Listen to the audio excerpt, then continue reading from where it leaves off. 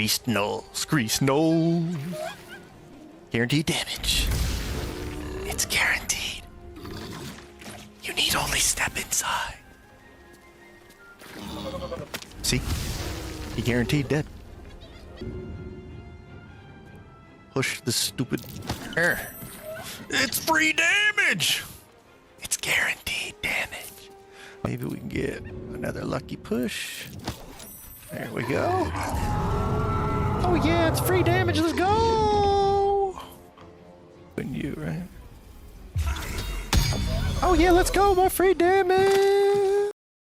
Hello, it's Carson, and let's talk about the most metal AF spell in the game. One of my favorites, it's Cloud Daggers, of course. We're going to talk about this. It has a lot of unique properties. It's pretty awesome, and I'm going to even use a Warlock. I'll show you how to kind of the basic build of this, and it has 0 charisma. A Hexblade with 0 charisma and 20 strength. What's that all about? Well, it's because you don't need to worry about spell save DC. If you've never used spells before, you're learning them, this spell is really awesome for you. But in general, let's talk about it because there's so much more I want to talk about with this spell. And first and foremost, thank you guys for watching. This video is ultimately brought to you by you. The video and the channel is sponsored by you. Keep on watching. We'll talk about it later. Let's just dive right into Cloud Daggers, and let's get the elephant out of the room. If you use Cheater's Spell Scroll, this is a mod on console and PC. It's in-game. It's awesome. And so I make characters really quickly to kind of help demonstrate things so that you're not really able to get 0 charisma. Unlike last video, you are able to get 24 charisma, no problem, pretty reliably in honor mode. But we're going to use this as a cheeky example for basically explaining why this Cloud of Daggers is guaranteed damage, baby. So let's get into it. Here's some timestamps so we can kind of easily break it down for you. And of course, we're going to start with the spell itself. Let me explain this for the moment. Cloud of Daggers is a conjuration level 2 spell. It does upcast and all that fun stuff, but we can cast it 60 feet away as far as Arnson over here. And once we do cast it, it's a 10-foot circle. And just to make things visually easy to understand, you walk in it, you take damage. You walk back in it, you take damage. You throw people in it, they take damage. When you cast it on people, they take damage. There is no saving throw. There is no spell save DC. It's one of the easiest spells to learn how to use, and it's actually one of the best spells to learn how to master. I love it. So we have some great qualities here. Casting range starts out as a 4d4. You get it at level 3 for like wizards, warlocks, bards, all that stuff. And it's magical slashing damage that's guaranteed. There is no saving throw. It's not based off your spell save DC or a certain stat.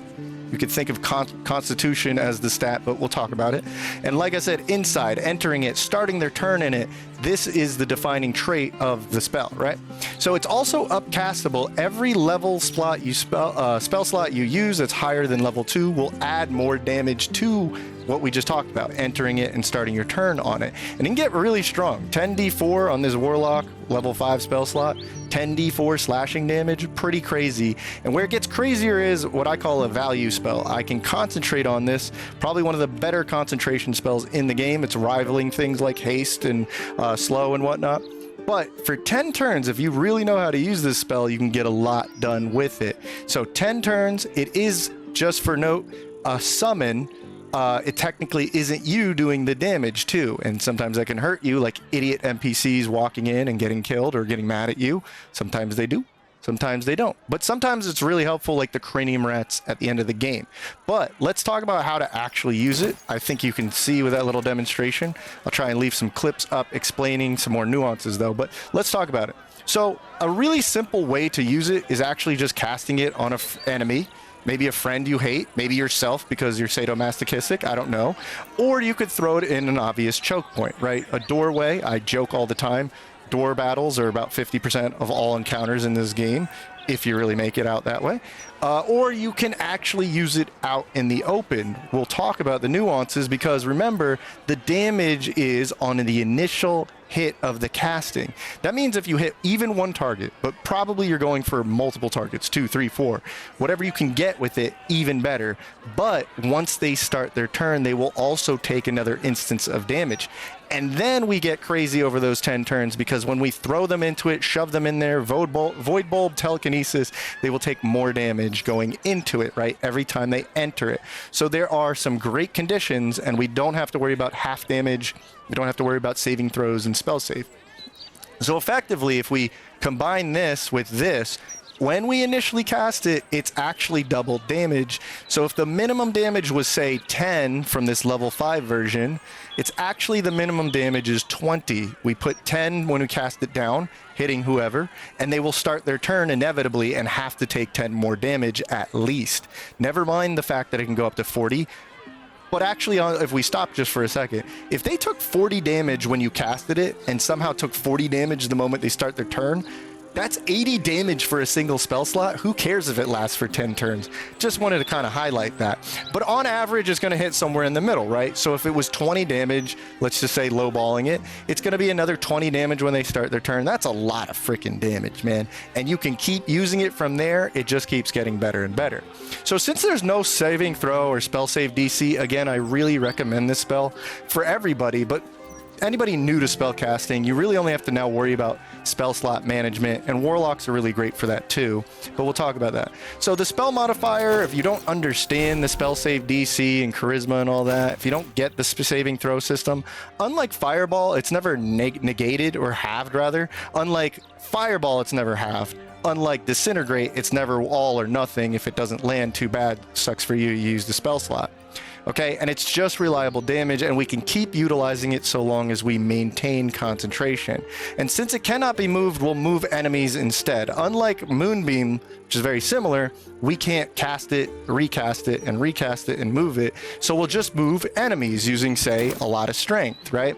I could pick up Cuthbert here and just throw him into it. Anything medium or lower at about 18 to 20 strength is going to be pick upable and thrown in there. So at a certain strength value, you're good to go. You can also abuse enemies that just cannot move. There's certain dragons in the game, if you know what I'm talking about. Merkel's not the best target, but you're doing something to him, right? And then there's the doorways, like I said. So the best ways to use this is these instances. Pick up enemies and throw them into the tornado. Use it against things that just cannot move, or you've made them so they cannot move. And then there's just classic doorway, hallway tactics, right? Just use your terrain. So it also combos with actual terrain effects and spells. This is extremely devastating with Grease and Sleet Storm, since not only does it cut movement in half and really block off an entrance or something, manipulating the terrain to your advantage, but if they fall prone, they're going to be stuck that turn, and then next turn they take more damage. So they slip after walking into it, they took damage, they slip, next turn they have to get back up, waste all their movement. It's devastating, especially something like Plant Growth, which doesn't half movement, it actually quarters movement. If you have to spend all your movement just to stand up, you can't go anywhere. You're taking another turn of damage. It's crazy, right? The Hadar is also really devastating and nasty because it blinds them, does even more damage, and halves their movement. And all I'm really getting at here is it's stackable with all these other terrain effects, right? Clouds, ground, all that stuff. Also, if you combo it with status, just to keep it simple, prone is probably the most obvious devastating one. If they slip, they have to use movement, they can't move, then they're stuck in it for another turn. But frightened, literally you cannot move if you're frightened. And if you're concentrating from a ranger's ensnare, they can't move the target, right? So there's great combo potential with status as well as terrains. And just if you're going to use it, right, it's highly reliable, because there's really not a lot of resistance to magical slashing in specifically. But here's some standout examples. The Grim, Balthazar, and Merkel, the Apostle. These are all great examples of, well, maybe I shouldn't be using this, or not really hoping for the best damage on them, but it's still going to do something. So that's kind of crazy, right? So concentration is really the name of the game. And like I said, I could joke that Constitution is actually the spell save DC here, right? So if you don't know about concentration, let's do a crash course and ensure it. You do always, if you're ever going to use a concentration spell, you do want to focus on Constitution, the ability score, right? So every 2 Constitution you have is a +1 bonus to effectively your concentration if you ever have to roll from it from taking damage or whatnot, right? So you do want to buff up your Constitution. Next, you do want to be proficient in it if you can be. So if you started your character, it has to be the very first level. If you were a sorcerer or a fighter, you would have a proficiency bonus. As you grow up in levels, you'll get a bonus in your Constitution score, right? Your saving throw. And then there's the resilient feat you could get if you didn't start off this way. You could blow one of your feats, you'll get 1 Constitution, and you'll get proficiency bonus in it. There's also advantage. Advantage is important simply because we don't want to roll a critical failure, a 1. And if you roll 2 dice, it's very unlikely. Plus, if you're rolling 2 dice and taking the higher, you're very likely always passing the check anyway. You're not getting the BS of a 1, right? So Warcaster feat, if you use one of your feats. The Peerless Focus Elixir, I really love. They're pretty reliable to find. So if this is your 1 character in the run, you could use these, right? And then the equipment bonus. Sometimes there's equipment on like the amulet that gives you advantage. So just look for those things. And then there's equipment bonuses that just give you flat bonuses to your saving throw so you can maintain concentration, constitution scores, right? It's much simpler than it sounds, but I get it. So let's focus on something even simpler. Just get good armor class. If you don't get hit because you have good armor class or you're dodging fireballs from high dexterity saving throws, then yeah, you won't actually roll for concentration, and even more importantly, don't fall prone. So don't be walking on ice and grease if you're not capable of doing so, and you slip and fall, because the moment you're prone and you fall on your butt, you lose concentration. So don't get hit by attacks that cause you to fall prone, or maybe wear boots that make it so you literally cannot be prone when you're concentrating. Pretty good mix, right? So let's just talk about a quick build. This isn't a true build video or anything like that. Just go Warlock. LOL. Okay, so Warlock Hexblade, I've talked about, has great qualities, but to keep it simple, if we started off with 17 strength, this you can do, right? No charisma? What the hell? Yes, we don't really need charisma for the spell, right? What we need is strength to throw people, and we need constitution to concentrate on it and stay alive with HP. So let's go with 17 strength. If we take our first feat in heavy armor, since we're a hexblade, we have medium armor, so we can upgrade to heavy armor, and we can round out the 17 strength to 18 strength. We have everlasting vigor in Act 2 from Uraj, if you know how to get that. There's a permanent strength +2 bonus, which will bring us up to 20 strength, saving one of our feats. We won't multi-class or do anything fancy. We'll just keep staying in Warlock and maybe take feats that benefit concentration or strength. But overall, we're just going to cast Cloud of Daggers from level 3 onward. It upcasts itself, so if you've never been a spellcaster, this is a great way to start it and have fun with the goofy spell. That's really reliable. And then by level 9 will actually be the strongest it can be, so maybe multi-class at level 10, 11, 12, whatever you want to do. But the way I've done this is I've taken gear bonuses that give me saving throw, like I said, for concentration, and then, high armor class saving throw bonuses. I've even take initiative bonuses, because if I take maybe the alert feat, I go first. If I go first and cast it on somebody, guaranteed damage. They start their turn, guaranteed damage. So you just want to maintain the concentration for 10 turns and maybe throw people in there. Maybe find some void bulbs and throw everybody in there as well. If we throw a void bulb, everybody in this massive circle, if you center it around the Cloud of Daggers, they get tossed in there, right? Yourself included. And then, because we're all about Cloud of Daggers, I'm literally doing this on stream. I've made a character that throws daggers as a Hexblade Warlock.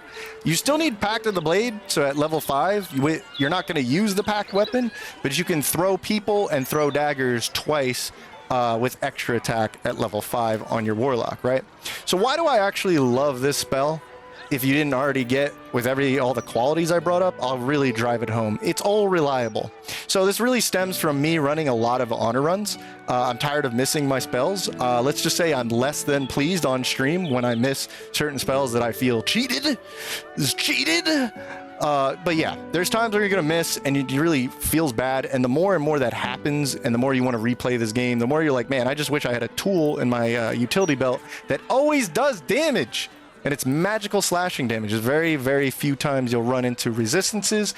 And usually what that resistance is to very common damage type, like magical slashing, the reason that character or boss has a slashing resistance tends to be a boss fight that the devs probably wanted you to do, like a gimmick fight, like Grim, for instance. It's not really about being blunt force damage. There's a specific way to handle the boss fight, right? So, widely available.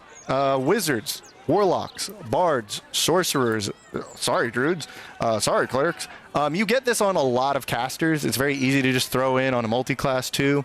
I guess you could say Eldritch Knight and Arcane Trickster have it. I don't know why Ranger doesn't have it, but overall, if you're going to use it early and use it a lot and use it as it upcasts to its highest power. So full casters really love this freaking spell, and beyond that, it's just good utility to always throw in some damage or just de-incentivize a pathway or something, right?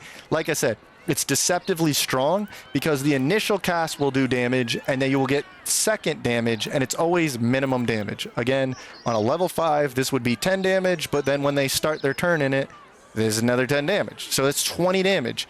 This can get crazy if you really think of math and nerdy averages and whatnot, but let's just say it was 25 on average with this level 5 slot. That's 50 damage just for throwing it out there. I ain't gonna complain with that, okay? It's kind of crazy, and it just sits there, and then I just whack them with Eldritch Blast or my weapon or something, right? So you can cast it on a target, more damage on their turn, and it just scales well with the upcasting all throughout the game.